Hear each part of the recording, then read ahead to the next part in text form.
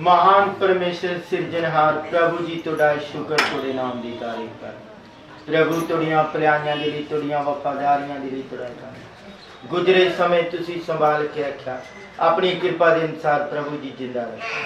प्रभु हुण तुहाडा दास वचन वाल जा रहा तीसरे स्वर्ग चों मसा कीता वचन प्रभु साड़ी एक एक की जरूरत वास्ते आदर महिमा सारा तुहाडे नाम दे यीशु मसीह दे नाम में आमीन। प्रभु के पवित्र नाम की स्तुति हो कि अस फिर सानू प्रभु ने अनुग्रह दिता है असी इस परिवार दे विच इकट्ठे होए। मैं परमेश्वर का धन्यवाद करता हाँ कि जिस परमेश्वर ने सानू इस सौभाग्य दिता कि अज असी उसके चरणों दे विच बैठ के थोड़ी देर उसके नाम की उस्तत कर सकीए उसका गुणगान कर सकीए। आइए अज असी प्रभु के पवित्र वचन दे विचों मनुख की सृष्टि के बारे सिखांगे। सर्वशक्तिमान परमेश्वर ने मनुख की सृष्टि किस तरह की, किस तरह परमेश्वर ने मनुख नूं बनाया और परमेश्वर दा मनुख जाति नूं बनाउण दा उद्देश वो तां ही सानू समझ आएगा जदों असी मनुख की सृष्टि नूं समझांगे। जदों असी परमेश्वर दा पवित्र वचन पवित्र शास्त्र बाइबल नूं अच्छी तरह पढ़ते हाँ तो वचन के अंदर लिखा है सर्वशक्तिमान परमेश्वर ने आकाश अते धरती नूं उत्पत्त किया। तो जदों परमेश्वर ने सारी सृष्टि की रचना की, रचना करने तो बाद 6वें दिन परमेश्वर ने मनुख नूं बनाया। जिस परमेश्वर ने मनुख नूं बनाया किस मकसद लई बनाया, किस उद्देश्य लई बनाया, ये सानू अच्छी तरह समझ आना है। तो आइए प्रभु के वचन के विचों एक वचन के ऊपर असीं ध्यान करांगे। पहला थस्सलुनीकियों उसका 5 अध्याय उसका 23 वचन। पहला थस्सलुनीकियों 5 अध्याय उसका 23 वचन। पहला असीं हिंदी विच पढ़ांगे फिर असीं पंजाबी विच भी पढ़ांगे। पहला थस्सलुनीकियों 5 दा 23 वचन। शांति का परमेश्वर आप ही तुम्हें पूरी रीति से पवित्र करे और तुम्हारी आत्मा और प्राण और देह हमारे प्रभु यीशु के आने तक पूरे पूरे और निर्दोष सुरक्षित रहे। हाँ, पंजाबी विच भी पढ़ांगे। अते शांति दाता परमेश्वर आपे तुहानू पूरी तरह पवित्र करे और तुहाडा आत्मा अते जीव अते शरीर साडे प्रभु यीशु मसीह दे आउण दे वेले दोष रहित संपूर्ण बचा रहे। हिंदी विच एक बार फिर पढ़ांगे। शांति का परमेश्वर आप ही तुम्हें पूरी रीति से पवित्र करे और तुम्हारी आत्मा नंबर 1 आत्मा और प्राण नंबर 2 प्राण और देह नंबर 3 देह या शरीर हमारे प्रभु यीशु के आने तक पूरे पूरे और निर्दोष और सुरक्षित रहें। हाँ, इधर असी जदों परमेश्वर का वचन पढ़ते हाँ तो साफ साफ लिखा है मनुख का एक शरीर है, मनुख का एक प्राण है, मनुख का एक आत्मा है। शरीर है, प्राण है और आत्मा है। ये जो 3 चीज़ां हैं ये सर्वशक्तिमान परमेश्वर ने मनुख नूं दित्तियां। जदों असी वचन के ऊपर ध्यान करते हाँ ये जो साडा साह है, जो असी साह लेंदे हाँ ये भी सर्वशक्तिमान परमेश्वर दा है, ये भी साडा अपना नहीं है। इस नूं भी परमेश्वर ने मनुख जाति नूं बख्शिया है। आइए प्रभु दे वचन चो देखांगे उत्पत्ति दी किताब उसका 1 अध्याय उसका 26 वचन। तां परमेश्वर ने आख्या कि असी आदमी नूं अपने स्वरूप उत्ते और अपने वर्गा बनाइए अते उस समुद्र दीयां मच्छियां उत्ते अते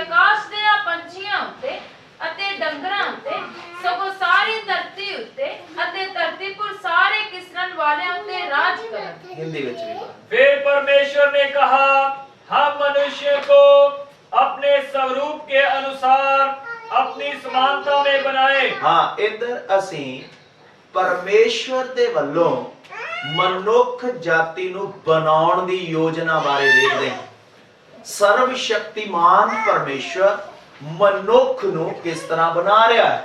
इधर परमेश्वर कहता है, आओ हम मनुष्य को अपने स्वरूप अते अपनी समानता पे बनाए। तो परमेश्वर मनुख दी की कर रहा है, सृष्टि कर रहा है।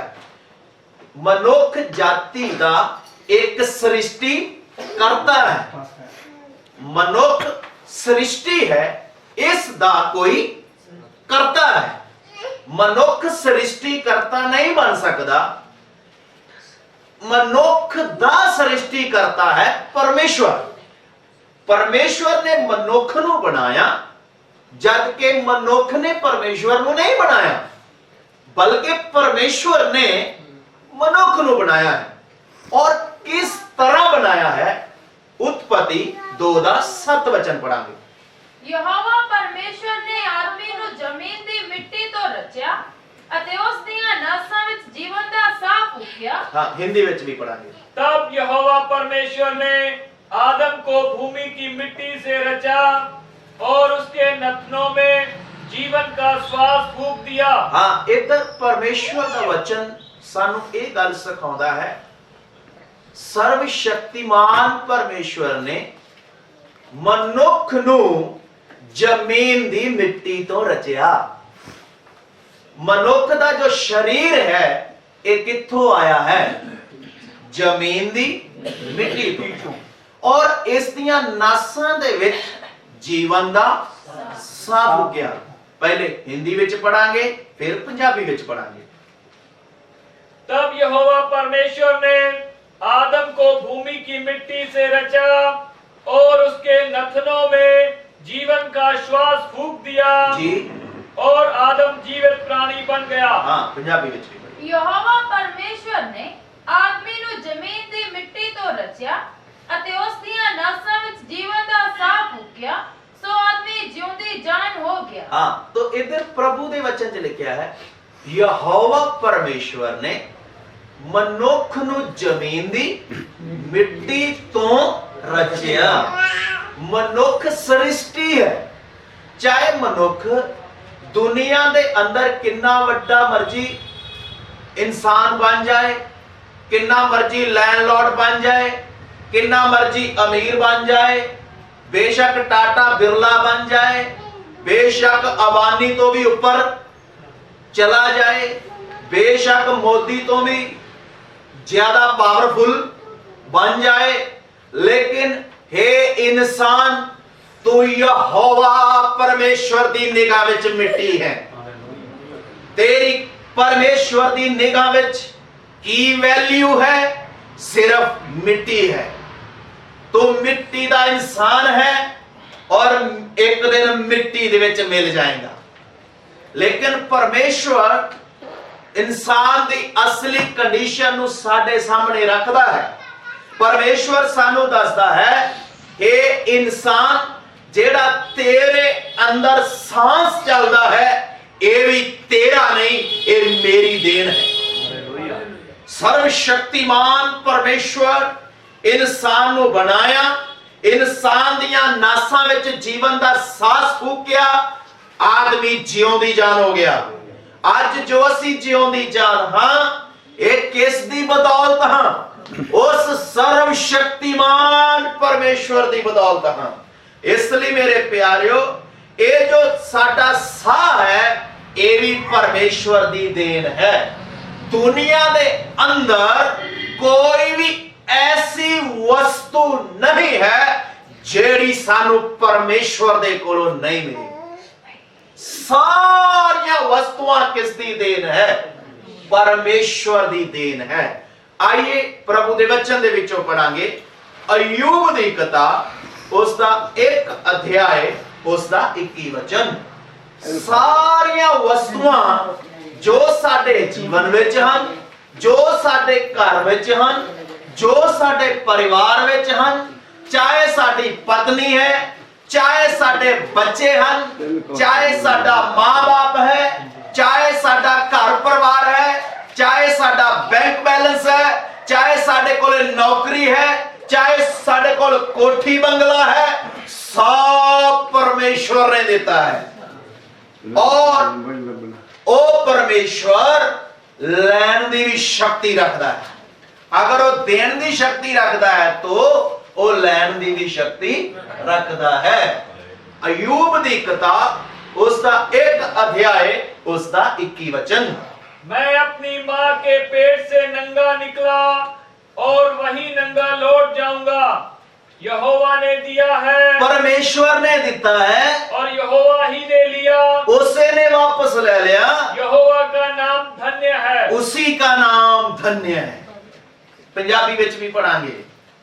ਅਤੇ ਆਖਿਆ ਮੈਂ ਆਪਣੀ ਮਾਤਾ ਦੇ ਪੇਟ ਤੋਂ ਨੰਗਾ ਆਇਆ जी ਅਤੇ ਨੰਗਾ ਹੀ ਉਧਰ ਨੂੰ ਮੁੜ ਰਿਹਾ ਹਾਂ। हाँ ਯਹੋਵਾ ਨੇ ਦਿੱਤਾ, ਯਹੋਵਾ ਨੇ ਹੀ ਲੈ ਲਿਆ। ਯਹੋਵਾ ਦਾ ਨਾਮ ਮੁਬਾਰਕ ਹੋਵੇ। इधर सर्वशक्तिमान परमेश्वर अपने वचन दे अंदर अयूब दे बारे भी दस रहा है।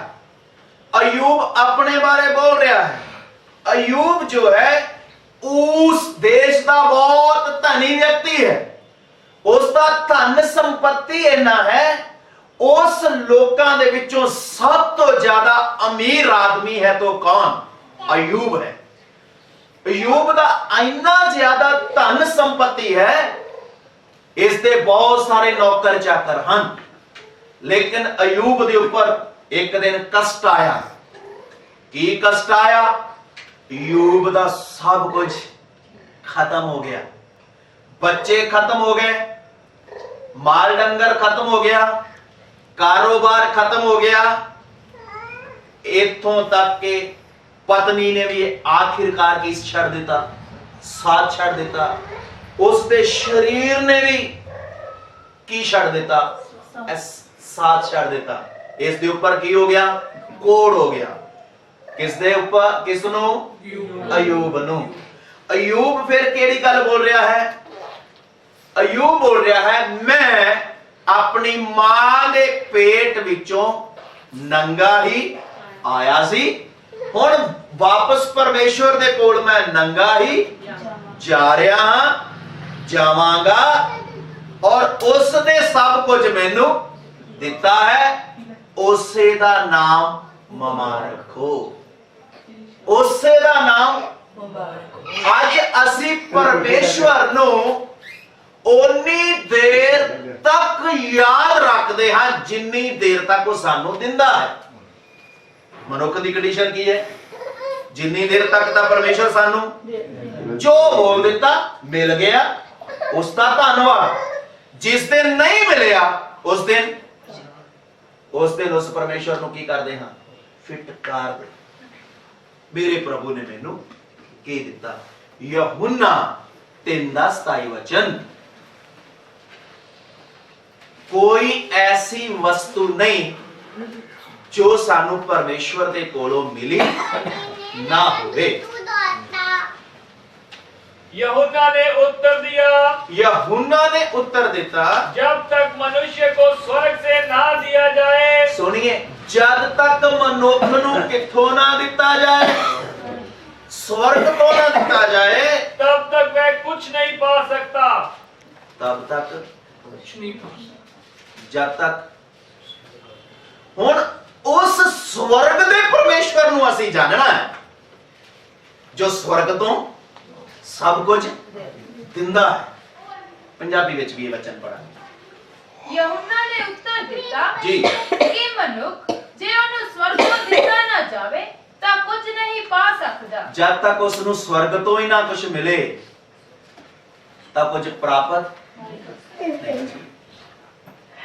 अगर जे साडे कोल गड्डी है, किसने तय करना है? परमेश्वर ने। मोटरसाइकिल है, किसने तय करना है? पत्नी बच्चे हैं, किसने तय करना है? जब तक ऊपरों की ना हो जाए। तो तंदुरुस्ती भी, तंदुरुस्ती किसने देनी? बिजनेस विच वादा भी किसने करना है? क्यों? क्योंकि उसने अपने वचन विच लिख के दिता है। एक बार फिर पढ़िएगा।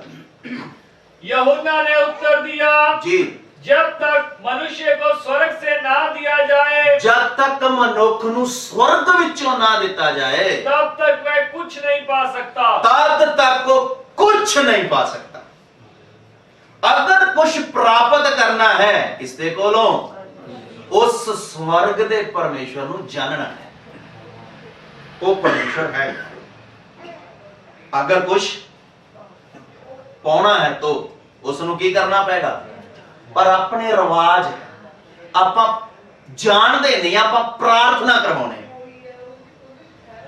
की प्रॉब्लम, उसनू जानते नहीं, आपां की करवाਉਂਦੇ ਹਾਂ? प्रार्थना करवाਉਂਦੇ भी शायद प्रार्थना दे नाल मसला की हो जाए, प्रार्थना दे नाल मसला हल हो सकता है। प्रार्थना विच बड़ी शक्ति है, प्रार्थना विच बड़ी सामर्थ है, ताकत है, लेकिन प्रार्थना जिस दे अगे करनी है उसनू अच्छी तरह जानना है। स्वर्ग ने तय करना है जिस मकसद लिए असी की करवाਉਂਦੇ हां। प्रार्थना स्वर्ग ने तय करना है कि इसनू ये सब कुछ देना है। यूहन्ना की बोल रहा है, जब तक ऊपरों की ना किया जाए, तय ना किया जाए, उन्नी देर तक कोई प्राप्त कर नहीं सकता। हुण परमेश्वर ने की करना है? तय करना है। स्वर्ग ने की करना है? तय करना है कि इसनू मैं की देना है। तो स्वर्ग दा परमेश्वर देण तो पहला की देखदा है? वफादारी, कि ये व्यक्ति कितना वफादार है। तो इन्हां सारियां गल्लां नूं अच्छी तरह से की करना है? जानना है। इस दे नाल नाल एक वचन होर देखांगे, पहला करंथियो 4:7 वचन पढ़िएगा। शाबाश। क्योंकि तुझ में और दूसरे में कौन भेद करता है? हाँ और तेरे पास क्या है जो तूने नहीं पाया? जी। और जब तक तूने पाया है तो ऐसा घमंड क्यों करता है कि मानो नहीं पाया? हाँ, पंजाबी विच भी पढ़ांगे। क्यों जो तेनू दूजे तो पिंड कौन करता है? तेनू दूसरे तो तुच्छ कौन जानता है? ध्यान करिए। अते तेरे कोल की है? तेरे कोल की है जो ते दूजे तो नहीं लिया, जो तू दूसरे तो नहीं लिया, पर जे ते लिया भी, जे तू लिया भी, दूजे तो हाँ, ता अपमान कानू करता है। कमांड क्यों करता है? अगर सानू कुछ मिल गया, की नहीं करना? ध्यान करिए, की नहीं करना? आज लोग ज्यादातर की करते हैं? किस गल दा? अगर मेरे को मोटरसाइकिल है, मैं साइकिल वाले तो की करदा हां? कमांडी नफरत करदा हां। ये मेरे तो नीवा है। कार है तो मोटरसाइकिल वाले नाल नफरत क्यों? मेरे तो प्रभु दा वचन कहता है, अगर तेरे कोले कुछ है, तेनू तू अपनी मेहनत मशक्कत नाल नहीं, उसकी दया है, उसका अनुग्रह है, उसकी कृपा है, पर तू की नहीं करना? कमांड नहीं करना। दोबारा पढ़िएगा वचन हिंदी में, ध्यान देना, सुनिएगा। क्योंकि तुझ में और दूसरे में कौन भेद करता है? तुझ में और दूसरे में कौन भेद करता है? और तेरे पास क्या है? तेरे पास क्या है जो तूने नहीं पाया? जो तूने नहीं पाया? और जबकि तूने पाया है, जबकि तूने पाया है, तो ऐसा घमंड क्यों करता है? अगर तेनू कुछ मिल गया, हे मनुख, तू की नहीं करना? तरीका समझाइए। अच्छा मकान मिल गया तो की नहीं करना? अच्छी नौकरी मिल गई, की नहीं करना? अच्छी बुद्धि मिल गई, पढ़ाई लिखाई कर ली, की नहीं करना? क्यों नहीं? क्योंकि इसनू तू प्राप्त नहीं कर सकता। देन वाला परमेश्वर है।